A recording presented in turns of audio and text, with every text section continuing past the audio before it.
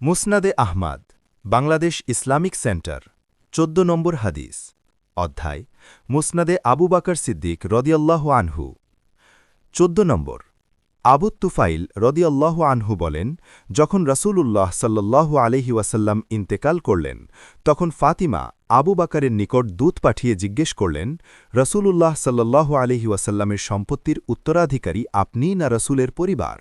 আবু বকর সিদ্দিক জবাব দিলেন, রাসূলের পরিবার। ফাতিমার পক্ষ থেকে বলা হল, তাহলে রাসূলুল্লাহ সাল্লাল্লাহু আলাইহি ওয়াসাল্লামের অংশ কোথায়? আবু বকর সিদ্দিক রদিয়াল্লাহু আনহু বললেন, আমি রাসূলুল্লাহ সাল্লাল্লাহু আলাইহি ওয়াসাল্লামকে বলতে শুনেছি যে যখন আল্লাহ কোনো নবীকে কোনো খাবার খাওয়ান অতপর তার মৃত্যু ঘটান তখন সেই খাবারকে সম্পত্তিকে তার পরবর্তীদের সম্পত্তিতে পরিণত করেন। তাই আমি স্থির করেছি তার পরিত্যক্ত সম্পত্তিকে মুসলিমদের সম্পত্তিতে রূপান্তরিত করব। তখন ফাতিমা রদিয়াল্লাহু আনহু বললেন, বেশ, আপনি রাসূলুল্লাহ সাল্লাল্লাহু আলাইহি ওয়াসাল্লামের কাছ থেকে যা শুনেছেন সে সম্পর্কে আপনিই সবচেয়ে ভালো জানেন। হাদিসের মান হাসান।